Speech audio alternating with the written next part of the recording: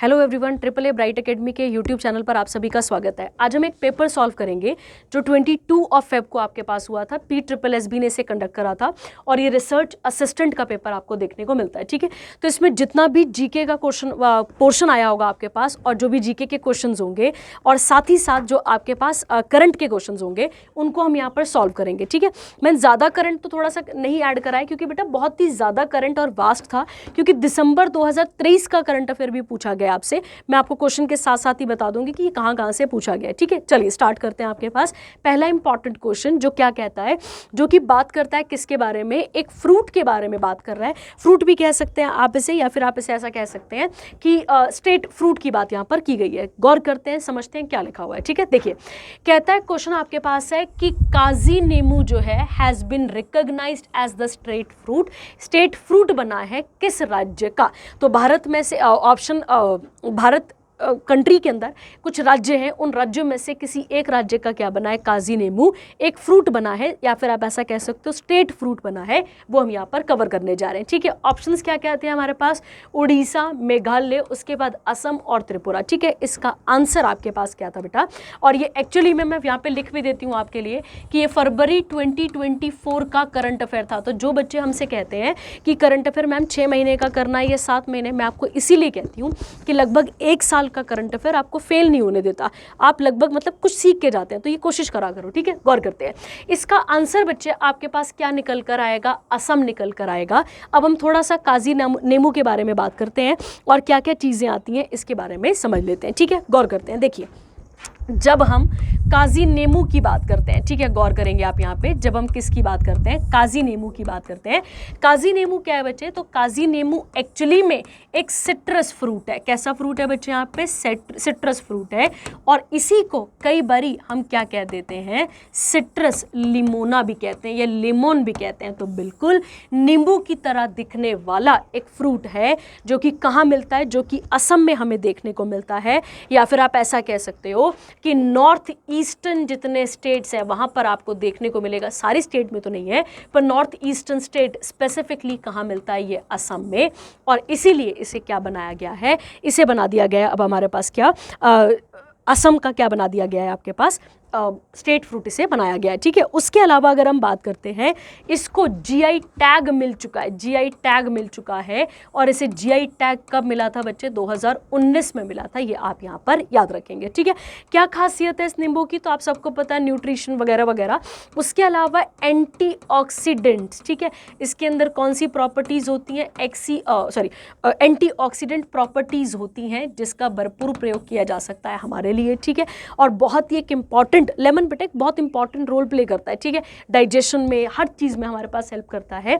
तो ये आप यहाँ पर इसके साथ समझ सकते हैं। ठीक है, तो पहले क्वेश्चन का आंसर आपके पास क्या आना था? काजी नींबू वाले का। तो आपके पास आंसर निकल कर आना था इसका असम। ठीक है, चलिए अब असम से बनने वाले और 5-6 फैक्ट सीख लेते हैं कि क्या क्या चीज़ें असम के साथ और बन सकती हैं। ठीक है, आइए गौर करते हैं और जो जो ऐड होगा उसके बारे में भी बात कर लेते हैं। ठीक है, चलिए जब हम बात करते हैं बच्चा किस राज्य की, जब हम बात करते हैं असम राज्य की, तो गौर करने वाली बात है कि असम जो है वो हमारे पास 2 ऐसी कंट्रीज हैं जिनके साथ क्या करता है? असम इंटरनेशनल बॉर्डर शेयर भी करता है। तो असम जो है वो क्या करता है बच्चे? इंटरनेशनल बॉर्डर शेयर करता है। किस किस के साथ?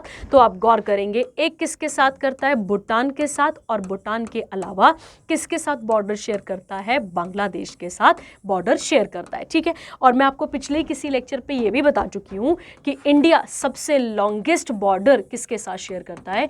तो इंडिया सबसे लॉन्गेस्ट बॉर्डर शेयर करता है बांग्लादेश के साथ, जो कि कितना है? 4096.7 किलोमीटर। ये आप इसके साथ ऐड कर सकते हैं। ठीक है, बांग्लादेश के साथ हमारी कौन सी वाली फोर्स तैनात है यहाँ पे? तो कौन सी पैरामिलिट्री फोर्स यहाँ पर है? तो इसका आंसर आपके पास आता है बॉर्डर सिक्योरिटी फोर्स। ये आप यहाँ पर क्लियर रखेंगे। ठीक है, इंडिया और बांग्लादेश की लाइन का नाम क्या आ जाता है आपके पास? तो आप याद रखेंगे रेड क्लिफ लाइन भी इसे यहाँ पर कहा जाता है। ठीक है, क्लियर हो गया। उसके अलावा अगर हम बात करते हैं किसकी, असम की, तो असम का एक बहुत इंपॉर्टेंट फेस्टिवल है जिस फेस्टिवल का नाम क्या आता है, बिहू। तो ये आप यहाँ पर क्लियर रखेंगे। उसके अलावा अगर हमसे पूछा जाए कि ये कब बना था, तो 21 जनवरी 1972 को किसकी स्थापना की गई थी, असम की स्थापना की गई थी। अच्छा, ये डेट्स थोड़ी सी आप ऐसा कह सकते हो कि डेट्स जो है वो थोड़ा सा आगे पीछे आपको देखने को मिल सकती हैं। क्यों बच्चे, क्योंकि कुछ राज्य पहले क्या बने हैं, यूटी, फिर उसके बाद क्या बने हैं, वो राज्य बने हैं। ठीक है, मतलब कुछ ऐसे स्टेट है इंडिया के अंदर जो पहले यूनियन टेरिटरी थे और बाद में क्या बनते हैं, हमारे पास स्टेट बनते हैं। ठीक है, तो ये भी आप यहाँ पर गौर रखिएगा। ठीक है, उसके अलावा असम की कैपिटल क्या आती है बच्चे, तो आप याद रखेंगे क्या कैपिटल आती है असम की, तो असम की कैपिटल का नाम आता है आपके पास यहाँ पर दिसपुर। ये आप क्लियर रखेंगे। उसके अलावा जब हम असम की बात करते हैं बेटा, तो असम के साथ आप 1-2 पॉइंट और याद रखेंगे। यहाँ पर एक इंपॉर्टेंट नेशनल पार्क है जिसका नाम क्या आता है, काजीरंगा। क्या नाम आता है इसका, काजीरंगा नेशनल पार्क आता है।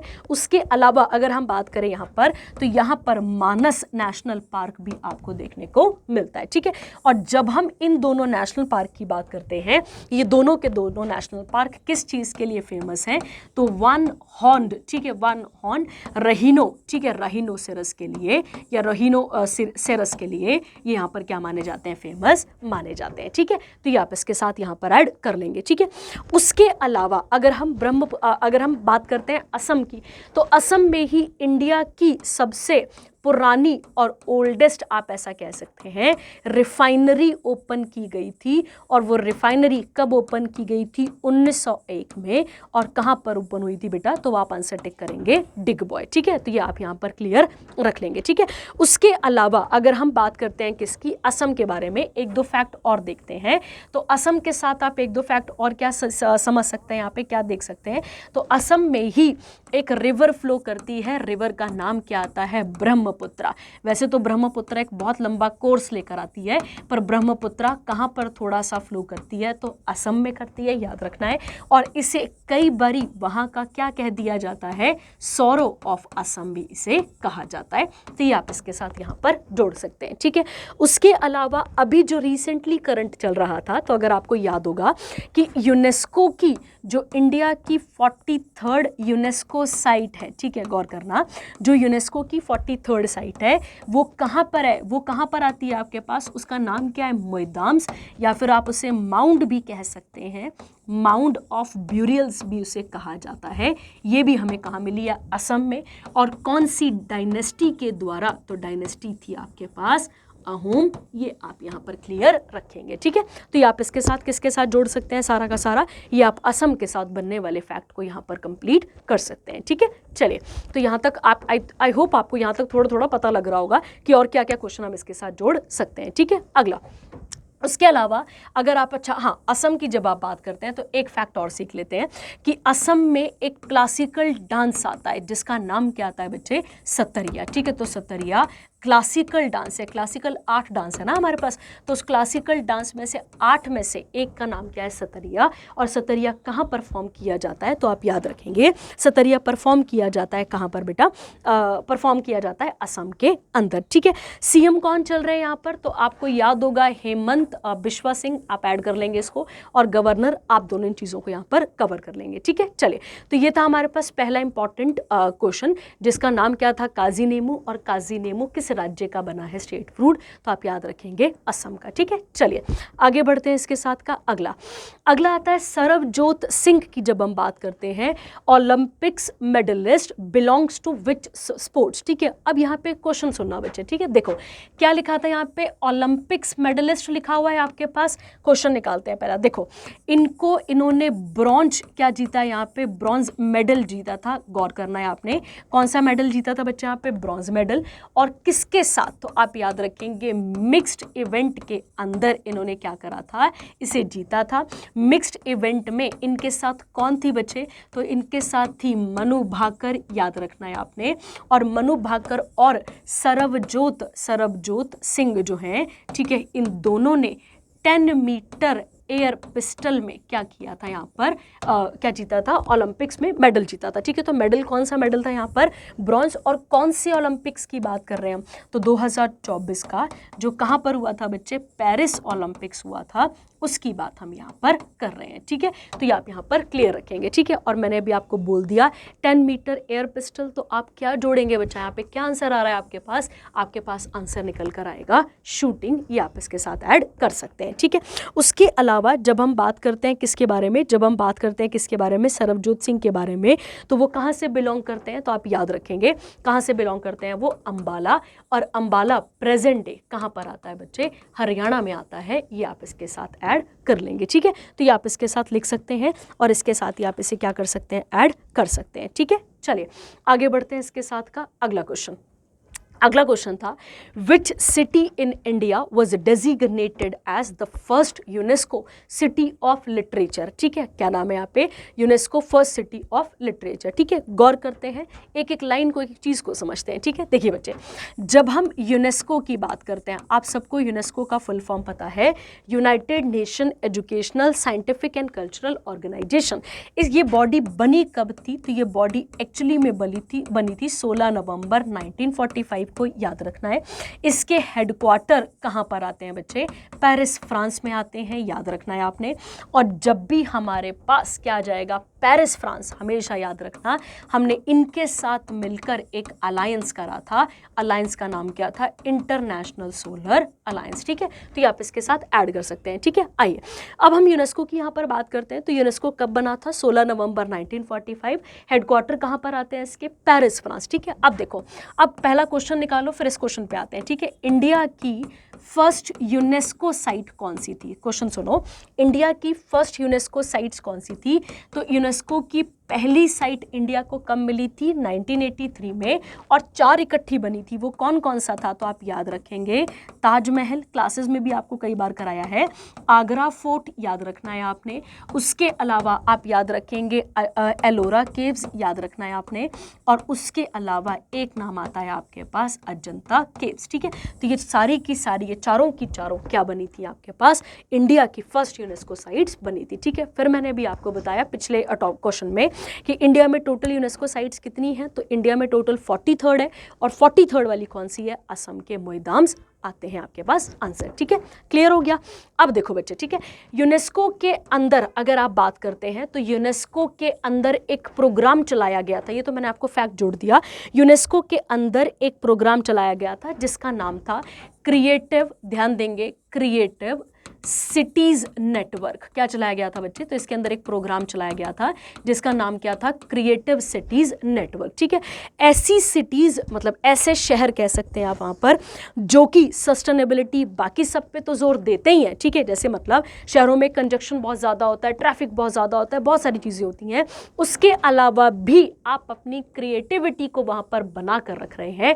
ऐसा एक प्रोग्राम चलाया था किसने बच्चे, यूनेस्को ने चलाया था। और इसे कब स्टार्ट करा था, तो सन 2004 में इसे क्या किया गया था, स्टार्ट किया गया था, ठीक है। क्लियर हो गया आपके पास। और इसका मेन एम क्या था, मेन एम ये था कि जो भी सिटीज हैं वो अपने क्रिएटिविटी को, अपनी सस्टेनेबिलिटी को, इन सब को मेंटेन करके रखें और इसे आगे फेमस, मतलब इसे आगे आगे बढ़ाते रहें, ठीक है। क्लियर हो गया। इसके अंदर अगर आप बात करते हैं तो इसके अंदर 7 फील्ड्स आते हैं, गौर करना, इस क्रिएटिव सिटीज नेटवर्क के अंदर क्या आते हैं बच्चे, तो आप याद रखेंगे क्या आते हैं इसके अंदर, 7 फील्ड्स आती हैं। उन 7 फील्ड में से एक फील्ड कौन सी थी, सिटी, इसके अंदर एक फील्ड थी, फील्ड का नाम क्या था, लिटरेचर। इसके अंदर बेटा आर्ट एंड क्राफ्ट आएगा, ठीक है, म्यूजिक आ जाएगा, बहुत सारी चीजें आएंगी, पर उसमें से एक फील्ड का नाम क्या था, लिटरेचर। और लिटरेचर के अंदर इंडिया की पहली सिटी ऑफ लिटरेचर कौन बनती है, तो इसका आंसर था कोझिकोड। और कोझिकोड कहाँ पर आता है बच्चे, केरला में आपको देखने को मिलता है, ठीक है। तो ये इसका आंसर आपके पास यहाँ पर कवर किया जाता है, ठीक है। क्लियर है बेटा सबके पास।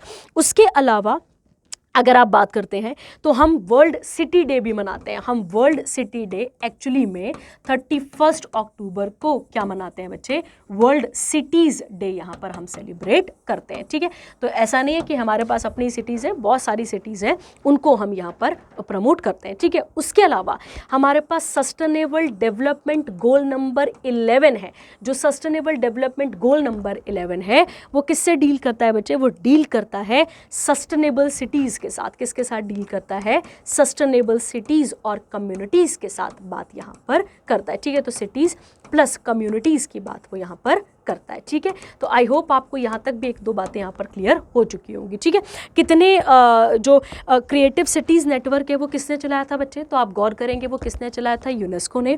यूनेस्को कब बना था, तो आप याद रखेंगे 16 नवंबर 1945 को। हेडक्वार्टर कहाँ पर है इसके, पेरिस फ्रांस। और जब भी पेरिस फ्रांस आएगा हम एक क्वेश्चन और यहाँ पर पेट निकाल लेंगे कि पेरिस फ्रांस से ही, मतलब पेरिस फ्रांस और हमने मिलकर क्या चलाया था, एक प्रोग्राम का नाम क्या था, इंटरनेशनल सोलर अलायंस। ठीक है, 1983 में 4 जगहों को हमें क्या दिया गया था, यूनेस्को का टैग दिया गया था यूनेस्को के द्वारा, मतलब यूनेस्को की साइट्स बनी थी। ये 2 जगहें कहाँ पर आती हैं, तो ये 2 जगहें यूपी में आती हैं, ये 2 जगहें कहाँ पर आती हैं, महाराष्ट्र में। ये आप इसके साथ ऐड कर सकते हैं। ठीक है, और कितनी फील्ड बताई मैंने आपको यहाँ पर, 7। ठीक है, 7 फील्ड है और 7 फील्ड में से एक फील्ड कौन सी आती है, लिटरेचर। ये आप यहाँ पर क्लियर रखेंगे। ठीक है, उसके अलावा, ठीक है, उसके अलावा इन 7 में से अच्छा, अब एक चीज़ और है ना, एक चीज़ और जो मैं आपको यहाँ पर बता दूँ, कोझीकोड को ही क्यों चुना गया, किस चीज़ के लिए यहाँ पर, सिटी ऑफ लिटरेचर के लिए। तो आप गौर करेंगे बेटा, क्यों, क्योंकि यहाँ पे 500 से ज़्यादा तो लाइब्रेरीज़ हैं। ठीक है, तो 500 से ज़्यादा क्या आती हैं आपके पास यहाँ पे, तो यहाँ पर लाइब्रेरीज़ आपको देखने को मिलती हैं, याद रखेंगे आप। उसके अलावा यहाँ पर एक पूरा का पूरा केरला लिटरेचर फेस्टिवल भी यहाँ पर सेलिब्रेट किया जाता है। ठीक है, तो पूरे के पूरे फेस्टिवल में दुनिया भर से लोग आते हैं और क्रिएटिविटी, लिटरेचर को लेकर क्रिएटिविटी यहाँ पर शो करते हैं। क्लियर हो गया। उसके अलावा अगर हम बात करते हैं, इसके अलावा एक और कैटेगरी आती है बच्चे, और उस कैटेगरी का नाम क्या आता है आपके पास यहाँ पर, उस कैटेगरी का नाम आपके पास क्या आता है, उसका नाम आता है सिटी ऑफ म्यूज़िक। क्या नाम आता है बच्चे इसका, सिटी ऑफ म्यूज़िक। तो ये तो लिटरेचर आएगा, तो क्या आंसर होना था, कोझीकोड। अगर म्यूज़िक था तो आंसर आना था इसका आपके पास ग्वालियर। और ग्वालियर कहाँ पर आता है, मध्य प्रदेश में। और ग्वालियर में किस दिग्गज व्यक्ति का जन्म हुआ है, तो किसका जन्म हुआ है, तानसेन का, याद रखेंगे आप। और तानसेन की जब भी हम बात करते हैं तो तानसेन को क्या बोला जाता, तानसेन कौन थे, तो वन ऑफ दी, याद रखेंगे आप यहाँ पे, नवरत्न, वन ऑफ दी नवरत्न। किसके नवरत्न थे, अकबर के। ठीक है, तो ये आप यहाँ पर क्लियर रखेंगे। इनके नाम पर तानसेन सम्मान अवार्ड भी दिया जाता है म्यूजिक के फील्ड में। ठीक है, चलिए, तो ये हो गया आपके पास एक और इम्पॉर्टेंट क्वेश्चन जो कि किसके साथ का आता है आपके पास, इसके साथ का जुड़ता है। ठीक है, चलिए अगला क्वेश्चन था, what is the length of the border that India plans to fence along the border with Myanmar. ठीक है, क्या प्रॉब्लम है, क्यों हम इसको फेंसिंग कर रहे हैं, इस बात को हम समझते हैं। ठीक है, देखो गौर करो, जब हम अपने नॉर्थ ईस्टर्न हिस्से की बात करते हैं, ये हमारे पास नॉर्थ ईस्टर्न हिस्सा जब आता है हमारे पास, तो यहाँ पर अगर आप गौर करें तो यहाँ कहीं पर कौन सी कंट्री लगती है आपके पास, तो यहाँ एक कंट्री लगती है जिसका नाम क्या है, म्यांमार है। ठीक है, क्लियर हो गया आपके पास। म्यांमार के साथ कौन कौन सी हमारी स्टेट्स बॉर्डर शेयर करती हैं, तो आप गौर करेंगे कौन कौन सी शेयर करती हैं। सबसे पहले आप ऊपर से देखेंगे तो सबसे पहले कौन सी आती है, अरुणाचल प्रदेश। क्लियर रखेंगे आप यहाँ पर, अरुणाचल प्रदेश। अरुणाचल प्रदेश के नीचे जब आप चलते हैं तो क्या आता है आपके पास यहाँ पे, नागालैंड आ जाता है आपके पास यहाँ पे, नागालैंड। उसके बाद थर्ड अगर आप बात करते हैं, नागालैंड से आगे आप चलते हैं तो फिर आपके पास आता है यहाँ पर मणिपुर। और मणिपुर से नीचे जब आप चलते हैं तो क्या आता है आपके पास यहाँ पे, मिजोरम। ठीक है, तो ये कौन सी स्टेट्स आ गई जो किसके साथ बॉर्डर शेयर करती हैं बच्चे, ये बॉर्डर शेयर करती हैं किसके साथ, म्यांमार। और म्यांमार का पुराना नाम क्या था, तो आप गौर करेंगे म्यांमार का पुराना नाम बर्मा था। ये हमें यहाँ पर क्लियर रखना है। ठीक है, यहाँ तक कहानी समझ में आई। अब आगे समझो इसके साथ का, आगे समझते हैं इसके साथ का कि क्या बोला गया है, वो क्लियर करते हैं। ठीक है, गौर करो, देखो यहाँ पे क्या प्रॉब्लम है बेटा, आप सबको पता होगा कि मणिपुर में एक्चुअली में 2 कम्युनिटीज़ का क्या चल रहा है, वहाँ पर झगड़ा चल रहा था। ठीक है, जो कि अभी भी थमा नहीं है, चल रहा था। उसमें से एक कम्युनिटी का नाम क्या आता है आपके पास, मेइटी कम्युनिटी आता है, याद रखना है आपने। और दूसरी का नाम क्या आता है आपके पास, यहाँ पे कुकी आता है। ठीक है, और भी कम्युनिटी हैं लड़ने वाली, पर ये 2 मेजर कम्युनिटीज़ हैं। तो इनके चक्कर में, क्योंकि यहाँ पर क्या हो रहा है, इंक्रोचमेंट हो रही है इंटरनेशनल बॉर्डर से, किस वाले एरिया में, इस म्यांमार वाली बेल्ट वाले एरिया में हो रही है। इसीलिए हमने डिसाइड करा था, या हमारी मिनिस्ट्री ने डिसाइड करा था कि हम इसको क्या करेंगे, यहाँ पे फेंसिंग का मतलब हो गया घेरेबंदी करेंगे। और कितना किलोमीटर ये बॉर्डर था, तो इसका आंसर आता है आपके पास 1643 किलोमीटर, ये आपने यहाँ पर क्लियर रखना है, ठीक है। और म्यांमार बिल्कुल बे ऑफ बंगाल के पास आता है और यही वो म्यांमार है जो हमें बाकी इधर वाली कंट्री से या ईस्ट वाली कंट्री से या साउथ ईस्ट वाली कंट्री से हमें क्या करता है, कनेक्ट करने का काम करता है, ठीक है। तो ये आपने यहाँ पर क्लियर रखना था। उसके अलावा अगर आप थोड़ा बहुत करंट अफेयर अच्छे से पढ़ते हैं तो अभी रिसेंटली प्रेसिडेंट रूल लगा दिया गया है। कहाँ पर? तो प्रेसिडेंट रूल लगा दिया गया है कहाँ पर? मणिपुर में, याद रखेंगे आप यहाँ पर। और मणिपुर की जब भी हम बात करते हैं क्या लगा दिया यहाँ पे? President rule. कौन से आर्टिकल के अंदर? तो आर्टिकल नंबर 356 के अंदर मणिपुर में क्या लग चुका है बच्चे? तो आप याद रखेंगे प्रेसिडेंट रूल लग चुका है, ठीक है। तो ये आप यहाँ पर क्लियर रखेंगे। और कौन से आर्टिकल के अंदर? तो आर्टिकल नंबर 356, ये आप यहाँ पर क्लियर रखना है, ठीक है। चलिए आगे बढ़ते हैं इसके साथ का और अगला क्वेश्चन यहाँ पर देखना शुरू करते हैं, ठीक है। अगला क्वेश्चन क्या है? अगला क्वेश्चन कहता है बच्चे यहाँ पर, ऐसी कंट्री का नाम बताइए जहां पर सारे के सारे ग्लेशियर क्या होते जा रहे हैं? खत्म होते जा रहे हैं, ठीक है। गौर करो, देखो जब भी हम ग्लेशियर्स की बात करते हैं तो आप सबको पता है ग्लेशियर्स का मतलब क्या होता है बच्चे? जहां पे ह्यूज एक्यूमुलेशन होती है किसकी? स्नो की, उसे क्या कह देते हैं हम? उसे हम ग्लेशियर कह देते हैं, ठीक है। हमारे इंडिया में भी हिमालयाज में हमें ग्लेशियर देखने को मिलते हैं और हमारे भी जो ग्लेशियर्स हैं वो क्या होते जा रहे हैं? वो मेल्ट होने की कगार पे आते जा रहे हैं, ठीक है। तो क्या सीन है यहाँ पर? अच्छा, एक चीज और जो करंट में आपके पास जुड़ सकती है, अब हम रिसेंटली एक डे मनाने जा रहे हैं जिसका नाम आएगा वर्ल्ड ग्लेशियर डे। क्या मनाएंगे अब यहाँ पर? World glacier day. और ये कब मनाएंगे हम? 21 मार्च को, क्योंकि 22 मार्च को तो हम वाटर दिवस मनाते हैं ना, या वर्ल्ड वाटर डे मनाते हैं। तो 21 मार्च को हम क्या मनाएंगे? यहाँ पे ग्लेशियर डे मनाएंगे, ठीक है। अब क्वेश्चन क्या था कि ऐसी कंट्री का नाम बताइए जिसमें, जहाँ पे क्या हो गया है, सारे के सारे ग्लेशियर्स क्या हो चुके हैं यहाँ पे, खत्म होते जा रहे हैं, ठीक है। तो एक्चुअली में इसका आंसर था बच्चे वेनेजुएला। वेनेजुएला में टोटल 6 ग्लेशियर्स एक्यूमुलेशन थी, जिसमें से 5 मेल्ट हो चुके हैं। कब? तो 5 मेल्ट हो चुके हैं कब? 2011 में, बिल्कुल ही खत्म होने की कगार पे थे। और लास्ट एक ग्लेशियर रह गया था जिसका नाम था हम्बोल्ट ग्लेशियर, ठीक है। और याद रखेंगे ये भी अब क्या कर गया? पिघल गया है, ठीक है। तो ये इसका आंसर आपके पास निकल कर आ जाता है। तो इसका आंसर क्या आना था आपके पास यहाँ पर? वेनेजुएला, ये आप यहाँ पर क्लियर रखेंगे, ठीक है। और ग्लेशियर्स के पिघलने का कारण क्या है? तो ग्लेशियर्स के पिघलने का कारण है क्लाइमेट चेंज होना, और उस क्लाइमेट चेंज में हम सबसे बड़ा इंपॉर्टेंट रोल प्ले यहाँ पर करते हैं, ठीक है। चलिए आगे बढ़ते हैं इसके साथ का। अगला क्वेश्चन क्या है, आते हैं। आपको क्लासेस में कई बारी जब मैं आपको मॉडर्न हिस्ट्री पढ़ाती हूँ, मैंने आपको वहाँ पर भी क्लासेस में ये क्लियर किया हुआ है कि जब भी हम बात करते हैं किसकी, जब भी हम बात करते हैं पार्टीज़ की, जैसे कांग्रेस बनी थी वैसे ही हमारे पास एक और पार्टी बनी थी। क्या नाम आता है इसका बच्चे? स्वराज पार्टी। गौर करते हैं, ठीक है। स्वराज पार्टी को ही क्या कह देते हैं हम यहाँ पर? इसको हम कांग्रेस स्वराज पार्टी भी कहते हैं। क्या कहते हैं इसको हम? कांग्रेस स्वराज पार्टी भी कहा जाता है। पहले आप ये याद रखेंगे। इसी को हम कई बारी क्या क्या, और ये बनी कब थी? तो आप गौर करेंगे 1 जनवरी 1923 को ये पार्टी बनकर तैयार हो गई थी, ठीक है। थोड़ा सा इसका बैकग्राउंड तैयार करते हैं ताकि आपको कहानी समझ में आ जाए, ताकि आप इसे क्लियर रखें, ठीक है। क्या कहानी है समझो इस बात की, ठीक है। क्या है बेटा, इस क्वेश्चन का बैकग्राउंड क्या है? आप सबको पता है कि 1921 और 22 के बीच में, या 1920 लगा लो आप यहाँ पे, 1920 से लेके 22 में इंडिया में एक मूवमेंट चलता है जिसका नाम क्या आता है? Non cooperation movement. क्या नाम आता है इसका? Non cooperation movement. और चलाने वाले कौन थे? तो चलाने वाले से शुरू करने वाले कौन थे? महात्मा गांधी थे, ठीक है।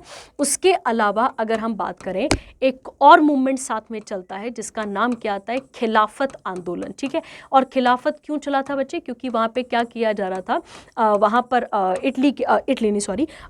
टर्की के पास क्या किया जा रहा था? खलीफा की पोस्ट को यहाँ पर ख़त्म किया जा रहा था। खलीफा को पावरलेस किया जा रहा था, ठीक है। तो यहाँ पर 2 मूवमेंट इकट्ठे चलाते हैं कौन? महात्मा गांधी। शुरू तो खैर ये अलग अलग ही हुए थे और ख़त्म भी अलग अलग हुए, पर अगर हम बात करते हैं चलाने वाले कौन थे, से महात्मा गांधी थे, ठीक है। तो अब महात्मा गांधी की तो भारत की पॉलिटिक्स में एंट्री कब हो रही है? महात्मा गांधी जी की एंट्री कब हो रही है पॉलिटिक्स में? तो 1915 में हो रही है, क्योंकि 1915 में वो इंडिया आ रहे हैं। 1916 में वो भारत के किसी भी दल को यहाँ पर या फिर भारत की पॉलिटिक्स को ज्वाइन ही नहीं कर रहे हैं, ठीक है। उसके बाद वो धीरे धीरे करके 1918 से वो कहाँ पर आते हैं, 1917 से वो कहाँ पर आते हैं, चंपारण, फिर अहमदाबाद, खेड़ा, ये सब चलता रहता है, ठीक है। तब आते हैं वो एंट्री पे। उसके बाद वो डिसाइड करते हैं कि अब हम एक बड़ा मूवमेंट लॉन्च करेंगे जिसका नाम क्या होगा, जिसका नाम होगा नॉन कॉपरेशन एंड खिलाफत आंदोलन। ये आप यहाँ पर क्लियर रखेंगे, ठीक है। मूवमेंट बहुत अच्छा चलता है, पर बीच में एक कांड हो जाता है, ठीक है। बीच में एक कांड हो जाता है जिसका नाम था चौरी चौरा। क्या नाम था इसका? चौरी चौरा इंसिडेंट हो जाता है। कहाँ पर? तो आप याद रखेंगे गोरखपुर में ये कांड होता है, और गोरखपुर प्रेजेंट डे कहाँ पर आता है? उत्तर प्रदेश में, जिसमें 22 पुलिस वालों को क्या कर दिया जाता है? जिंदा जला दिया जाता है हमारे लोगों के द्वारा, ठीक है। तो ये आपने यहाँ पर क्लियर रखना है। ये इवेंट कब होता है? 4 फरवरी 1922 को ये इवेंट होता है, याद रखेंगे आप यहाँ पर। और इसके बाद गांधी जी कौन सा मूवमेंट वापस ले लेते हैं?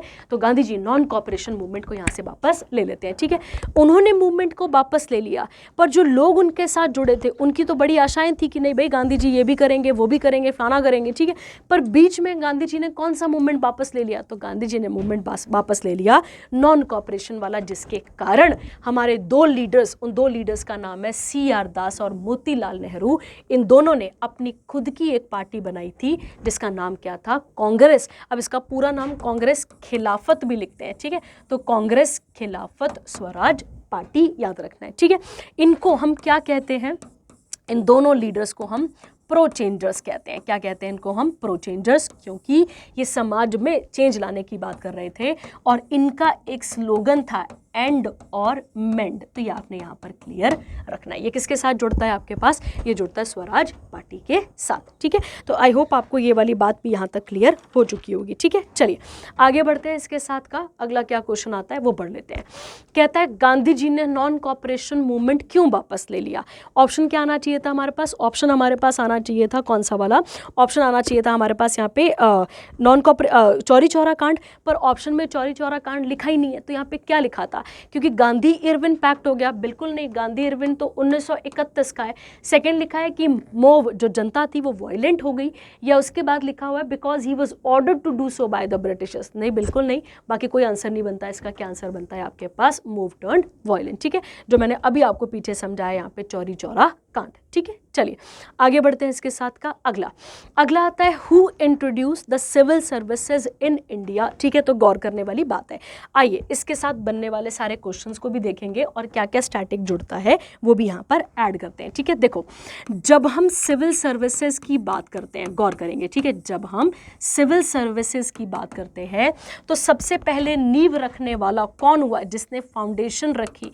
तो आप याद रखेंगे लेट द फाउंडेशन, या फाउंडेशन किसने रखी थी? तो आप याद रखेंगे इसका आंसर निकल कर आता है वॉरेन हेस्टिंग्स। तो एक्चुअली में शुरुआत करने वाला कौन था? वॉरेन हेस्टिंग्स था, पर इसके टाइम पर प्रॉपर तरीके से हो नहीं पाया। इसके बाद कौन आते हैं आपके पास यहाँ पे? सेकंड बंदा कौन आता है? कॉर्नवालिस। और कॉर्नवालिस को ही हम क्या कहते हैं? हम उसे father of civil services in India कहते हैं। तो आप यहाँ पर क्लियर रखेंगे। अब ऑप्शन क्या था आपके पास? यहाँ पे ऑप्शन में वॉरेन हेस्टिंग तो है ही नहीं, तो क्या लिखा हुआ है वहाँ पर आपके पास? कॉर्नवालिस। तो इसका आंसर क्या आना था? कॉर्नवालिस। और कब की हम बात कर रहे हैं? 1793 की, ठीक है। तो ये इसका आंसर आपके पास निकल कर आना था, ठीक है।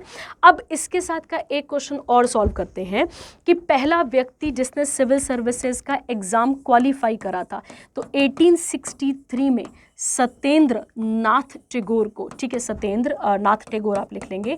सत्येंद्र नाथ टैगोर पहले व्यक्ति हुए जिन्होंने कौन सा एग्जाम क्वालिफाई करा था? जिन्होंने इंडियन सिविल सर्विसेज का एग्जाम क्वालिफाई करा था, ठीक है। निकल गया एक और क्वेश्चन। अब ये हो गया आज़ादी से पहले की सारी बातें, ठीक है। अब आज़ादी के बाद आओ। आज़ादी के बाद सरदार वल्लभ भाई पटेल को हम क्या बोलते हैं? इनको हम बोलते हैं फादर ऑफ सिविल सर्विसेज। क्या कहते हैं इनको हम? Father of civil services. और इनको father of civil services of independent India भी कहा जाता है। क्या कहते हैं बच्चे इनको हम? Independent India. क्योंकि आज़ादी के बाद इसको एक नया फॉर्म देने का काम किसने करा है? सरदार वल्लभ भाई पटेल ने करा है, ठीक है। क्लियर हो गया।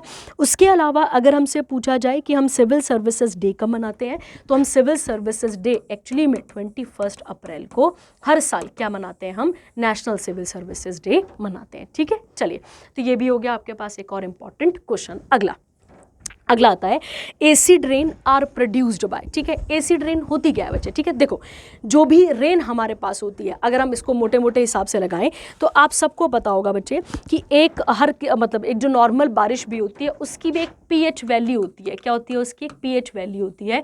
पीएच वैल्यू अगर 6.5 से 8.5 तक वाली है, ठीक है, तो बिल्कुल ठीक है, तो चलो कोई ज़्यादा दिक्कत की बात नहीं है। ठीक है, पर अगर पीएच वैल्यू इससे घटती है, ठीक है, इससे अगर घट जाती है और घट कर 4 और 5 चली जाती है पीएच वैल्यू, तो आप कह सकते हैं कि वो जो रेन होगी वो रेन कैसी होगी? आपके पास एसिड रेन पे टाइप होगी। ठीक है, तो हम इसे इजी भाषा में समझते हैं। अगर एटमॉस्फेयर से कोई भी एसिडिक कंटेंट गिर रहे हैं, ठीक है, कोई भी एसिडिक कंटेंट जिसके अंदर कौन कौन सी गैसेज हैं, सल्फर डाइऑक्साइड है, नाइट्रस है, ठीक है, ये सारी की सारी गैसेज अगर मिक्सचर हो जाती हैं तो इसके कारण जो होने वाली वर्षा है उसे क्या कहते हैं? हम एसिड रेन कहते हैं। ठीक है, अगर आपने थोड़ा बहुत सुना होगा तो ताजमहल पे भी किसका असर हुआ था अभी? तो ताजमहल पे कुछ सालों पहले किसका असर हुआ था? एसिड रेन का असर हुआ था। तो इसका आंसर आपके पास आ रहा था excess of NO2 and SO2 from burning fossil fuels. ठीक है, ये इसका आंसर था। चलिए आगे बढ़ते हैं। इसके बाद अगला आता है हु वॉज डिफीटेड। याद रखेंगे आप, यहाँ पे क्वेश्चन क्या था? हु वॉज डिफीटेड, क्या लिखा हुआ है आपके पास यहाँ पे? In the battle of Tarain. ठीक है, अब सुनो और समझो इसके साथ क्या क्या क्वेश्चन हमारे पास बन सकते हैं। ठीक है, आइए देखो बेटा, क्या क्वेश्चन था हमारे पास यहाँ पे कि किसने बैटल ऑफ तराइन में हराया था। देखो, तराइन, पहले तो ये याद रखो, तराइन प्रेजेंट डे कहाँ पर आता है? हरियाणा में आता है, पहला क्वेश्चन। ठीक है, याद रखेंगे। जब हम तराइन की बात करते हैं तो तराइन में एक्चुअली में 2 वॉर्स हुई है। एक कब हुई है? 1191 में, और एक कब हुई है? तो आप याद रखेंगे 1192 में। ठीक है, गौर करने वाली बात है। ठीक है, देखो अब यहाँ पे कहता है जो फर्स्ट बैटल ऑफ तराइन हुई थी, इस तराइन के युद्ध में मोहम्मद गौरी को हरा दिया था किसने? पृथ्वीराज चौहान ने। ठीक है, तो कौन हारा था यहाँ पर? तो आप याद रखेंगे किसका लॉस हुआ था, ये कौन डिफीट हुआ था? तो मोहम्मद गौरी आपके पास आंसर निकल कर आता है। ठीक है, पर जब आप सेकंड वाले की बात करते हैं तो पृथ्वीराज चौहान को किसने हरा दिया था? मोहम्मद गौरी ने। ये आप यहाँ पर क्लियर रखेंगे। ठीक है, अब क्वेश्चन क्या था? गौर करो, यहाँ पे क्वेश्चन था who was defeated in the battle of the Tarain. ठीक है, अब यहाँ पे बड़ा अटपटा सा क्वेश्चन है क्योंकि पहली वाली में कोई और हारा है, सेकंड वाली में कोई और हारा होगा। ठीक है, कोई और हारा है, तो इसका आंसर अगर आप मोटा मोटा लगाएं तो इसका आंसर फिर पृथ्वीराज चौहान ही आता है, क्योंकि वो एंट्री की बात कर रहा होगा आपसे। तो इसका आंसर क्या था आपके पास? पृथ्वीराज चौहान। ठीक है, याद रखना है, क्योंकि मोहम्मद गौरी के ही फिर आगे स्लेव्स बनेंगे जो आगे इंडिया में अलग अलग डायनेस्टीज को फाउंड करना शुरू करेंगे। ठीक है, चलिए आगे बढ़ते हैं। इसके साथ का अगला आता है who has won the International Booker Prize. गौर करो, इंटरनेशनल बुकर प्राइज का ही पुराना नाम है, क्या बोलते थे इसको? Man Booker International Prize. क्या कहते थे इसे? मैन बुकर इंटरनेशनल प्राइज इसे कहा जाता था। ये आप यहाँ पर याद रखेंगे। ठीक है, ये किन लोगों को दिया जाता है? जो कि क्या करते हैं? किसी भी नोवेल को या किसी भी बुक को ट्रांसलेट करते हैं। ठीक है, ट्रांसलेट करते हैं किस भाषा में? इंग्लिश भाषा में। ये आपने यहाँ पर क्लियर रखना है। ठीक है, तो क्वेश्चन था आपके पास यहाँ पे इंटरनेशनल बुकर प्राइज जो कि कब हुआ था? 2024 में। उसमें यहाँ पर आप याद रखेंगे किसने कायरोस बुक को जो है वो क्या किया था? ट्रांसलेट। ये मैंने आपको करंट अफेयर में भी कराया था। इसका आंसर क्या था? Michael Hoffman. ये आपने यहाँ पर याद रखना है। ठीक है, और इस बुक को लिखा किसने था? तो आप याद रखेंगे जेनी एरपन बैक ने इसे लिखा था, और इसे ट्रांसलेट करने वाले कौन हुए? तो माइकल हॉफमैन हुए। ये आप यहाँ पर याद रखेंगे। ठीक है, क्लियर हो गया। उसके अलावा अगर आपसे पूछा जाए कि इंडिया की पहली रेसिपिएंट कौन है जिनको ये बुकर प्राइज़ मिल चुका है, तो 1971 में आप याद रखेंगे VS नायपॉल। ठीक है, इनका नाम आपके पास निकल कर आ जाता है। ठीक है, उसके अलावा अगर हम बात करें, रिसेंट की बात करें, तो लास्ट जो है वो 2022 में क्या मिला था? किसी इंडियन को ये प्राइज़ मिला था। तो वो नाम किसका था? तो गीतांजलि करके एक व्यक्ति थी जिन्होंने क्या करा था? ट्रांसलेट करा था एक बुक को। तो गीतांजलि श्री इनका नाम आ जाता है, और इन्होंने जिस किताब को ट्रांसलेट करा था उसका नाम था टॉम्ब ऑफ सैंड। क्या नाम था इसका? Tomb of sand. ये किसके साथ आती है आपके पास? गीतांजलि के साथ। ठीक है, और जब हम VS नायपॉल की बात करते हैं तो इनकी जो इन्होंने बुक ट्रांसलेट करी थी उसका नाम था इन अ फ्री स्टेट, क्या नाम था इसका? इन अ फ्री स्टेट। ठीक है, चलिए आगे बढ़ते हैं इसके साथ का अगला आता है वर्ल्ड का पहला पोर्टेबल हॉस्पिटल। पोर्टेबल मतलब हो गया बच्चे आपके पास कि जिसे आप एक जगह से दूसरी जगह क्या कर सकते हैं, ले जा सकते हैं। और क्या नाम था इसका? आरोग्य मैत्री क्यूब इसका नाम था। इसे कहाँ लॉन्च किया गया था बच्चे? तो गुरुग्राम में किया गया था। और गुरुग्राम कहाँ पर आता है आपके पास? हरियाणा। ये आप यहाँ पर क्लियर रखेंगे। ठीक है, गुरुग्राम में इंडिया नहीं, एक इंटरनेशनल बॉडी के हेडक्वार्टर भी हैं, जो मैंने अभी आपको थोड़ी देर पहले बताई थी, इंटरनेशनल सोलर अलायंस। इसके हेडक्वार्टर आपको कहाँ देखने को मिलते हैं? तो आप याद रखेंगे गुरुग्राम हरियाणा में आपको देखने को मिलते हैं। ठीक है, अब अगर हम बात करें इस आरोग्य मैत्री क्यूब का, तो इसे एक प्रोग्राम के अंदर चलाया गया था। उस प्रोग्राम का नाम क्या था? भीष्म। क्या नाम था उसका? भीष्म, याद रखेंगे आप, जिसका फुल फॉर्म आपके पास आता है Bharat health initiative. Bharat health initiative, ठीक है, फॉर हेल्थ, क्या लिखा आपने? भारत हेल्थ इनिशिएटिव फॉर सहयोग हित एंड मैत्री। ठीक है, ये इसका फुल फॉर्म आपके पास निकल कर आता है। ठीक है, और अगर ये सक्सेसफुल हो गया, वैसे सक्सेसफुल, बट अगर रहता है तो इसके अंदर क्या क्या था बच्चे? इसके अंदर मेडिकल इक्विपमेंट थे, जिसमें मिनी आईसीयू था, ऑपरेशन थिएटर था, एक्सरे मशीन थी, और भी बहुत सारी चीज़ें इसके अंदर थी। ठीक है, चलिए आगे बढ़ते हैं इसके साथ का अगला। ये क्वेश्चन मैंने आपको पहले भी बताया था, ये क्वेश्चन पहले भी रिपीट हो चुका है। अभी आपके पास अक्टूबर या नवंबर में कोई पेपर हुआ था, उसमें भी यही सेम क्वेश्चन पूछा था कि 75th रिपब्लिक डे के चीफ गेस्ट कौन थे? तो आप याद रखेंगे फ्रांस के प्रेसिडेंट थे। और फ्रांस के प्रेसिडेंट का नाम क्या आता है आपके पास? Emmanuel Macron. ये इसका आंसर आपके पास निकल कर आता था। ठीक है, और अभी जो 76th रिपब्लिक डे है, वहाँ पर कौन आए हैं? तो वहाँ पर इंडोनेशिया के इंडोनेशियन प्रेसिडेंट आए हुए हैं हमारे पास, जिनका नाम क्या आता है आपके पास यहाँ पे? प्रवाबो। ठीक है, प्रवाबो सुबियांतो या नाम है उनका। ठीक है, हाँ, प्रवाबो सुबियांतो उनका नाम आपके पास आता है। ठीक है, तो सुबियांतो ये नाम आपके पास निकल कर आ जाता है। ठीक है, चलिए आगे बढ़ते हैं इसके साथ का अगला आता है which film one the best picture award at the 96th Oscar award 2024। गौर करो बच्चे, देखो यहाँ पे ऑस्कर अवार्ड का एक और नाम है आपके पास एकेडमी अवार्ड्स। क्या नाम है बच्चे इनका? एकेडमी अवार्ड्स, याद रखना है। ठीक है, कहाँ पर कंडक्ट होते हैं? तो ये वैसे तो डॉल्बी थिएटर में ही होते हैं, और डॉल्बी थिएटर कहाँ पर आता है? लॉस एंजलिस में, याद रखना है आपने। जो भी पिछले साल के हुए, अभी तो होने हैं मार्च वाले, ठीक है, अभी जो 97th है वो होने हैं मार्च में, पर उसके अलावा जो 96 वाले हैं उसमें कौन सी मूवी जीती थी? ओपनहाइमर, याद रखना है। ये वही ओपनहाइमर हैं जिन्हें फादर ऑफ क्या कहते हैं? न्यूक्लियर रिसर्च भी कहा जाता है। क्या कहते हैं इनको हम? फादर ऑफ न्यूक्लियर रिसर्च भी इन्हें कहा जाता है। ठीक है, क्योंकि इन्होंने तो वो बॉम्ब बनाया ना बेटा, जो फिर फटेंगे कहाँ जाकर?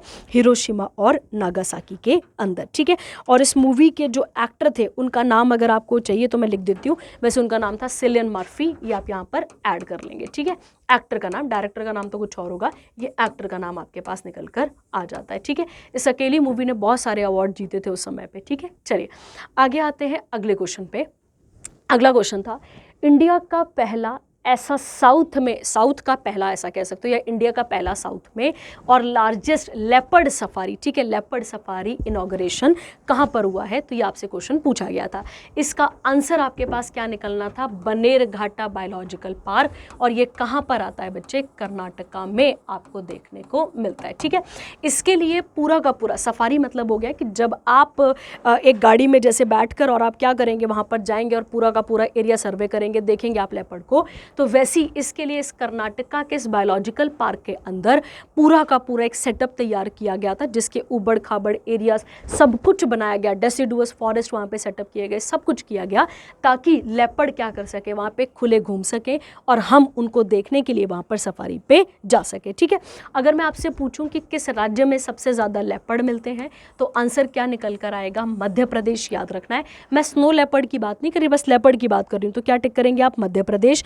मध्य प्रदेश के बाद आपके पास आता है महाराष्ट्र, उसके बाद आपके पास आता है कर्नाटका और उसके बाद आता है आपके पास तमिलनाडु। ठीक है, तो ये आप यहाँ पर क्लियर रखेंगे। ठीक है, इन लेपर्ड्स को बचाने के लिए इंडिया ने एक और प्रोग्राम चलाया था जिसका नाम था इंटरनेशनल बिग कैट अलायंस। क्या नाम है बेटा इसका? तो इंटरनेशनल बिग कैट अलायंस, ये आप यहाँ पर क्लियर रखेंगे, ठीक है। इसे स्टार्ट किया गया था अप्रैल 2023 में, आप याद रखेंगे। और किसके द्वारा स्टार्ट किया गया? तो प्रधानमंत्री मोदी के द्वारा या नरेंद्र मोदी के द्वारा इसे यहाँ पर इनिशिएट किया गया है, ठीक है। इसके भी हेडक्वार्टर आपको कहाँ मिलते हैं? नई दिल्ली, ये आपने यहाँ पर क्लियर रखना है, ठीक है। और इसके साथ साथ आप याद रखेंगे इसके अंदर 7 स्पीसीज काउंट की जाती हैं। किसकी? 7 स्पीसीज काउंट की जाती है, किसकी? इस बिग कैट की, ठीक है, बिग कैट की, जिसमें से इंडिया में 5 मिलती हैं, ठीक है। इंडिया में 5 स्पीसी मिलती हैं, एक्सेप्ट, याद रखना, एक्सेप्ट प्यूमा और जैगवार, ये 2 हमारे पास यहाँ पर कवर नहीं होते, ये 2 हमारे पास नहीं है, बाकी सब हमारे पास कहाँ पर आते हैं? इसके अंदर देखे जाते हैं, ठीक है। चलिए, तो ये हो गया आपके पास कुछ इंपॉर्टेंट क्वेश्चंस जो कि आपके पेपर में आए थे। आई होप आपको यहाँ तक चीज़ें समझ में आई होंगी। जो डाउट रहेगा वो आप पूछ लेंगे। Thank you, have a nice day.